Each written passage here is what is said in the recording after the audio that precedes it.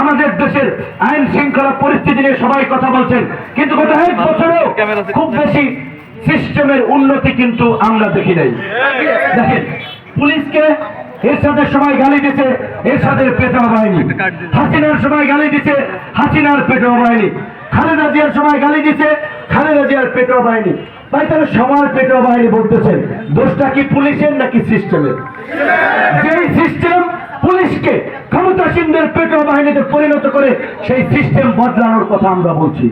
যেই কারণে আমরা বলছি, নতুন বাংলাদেশ বিনির্মাণ করার জন্য পুরানো রাজনৈতিক বন্দোবস্তের মধ্যে দিয়ে নির্বাচন হলে নতুন বাংলাদেশ বিনির্মাণ সম্ভব নয়। তাই নির্বাচনে নতুন বন্দোবস্ত, যেটি আমরা আলোচনা করছি, দ্বিকক্ষ বিশিষ্ট সংসদ হবে, উচ্চকক্ষ পিয়ার পদ্ধতিতে হবে। এইভাবে আমাদের নতুন রাজনৈতিক বন্দোবস্তের দিকে পর্যায়ক্রমে এগিয়ে যেতে হবে। আমরা বলছি, আমাদের একটা স্বাধীন বিচার বিভাগ থাকবে, আমাদের একটা স্বাধীন গণমাধ্যম থাকবে, আমাদের নাগরিকদের মর্যাদা এবং অধিকারকে সুরক্ষিত করার জন্য সংবিধানের সুস্পষ্ট নীতিমালা থাকবে, যেটি কেউ লঙ্ঘন করতে পারবে না। সংবিধান হবে নাগরিকদের অধিকারের রক্ষা কবচ। তাই আপনাদেরকে বলতে চাই, আপনারা যদি সংস্কারের পক্ষে থাকেন, তারুণ্যের নতুন রাজনীতির পক্ষে থাকেন, তাহলে আপনাদেরকে গণ অধিকার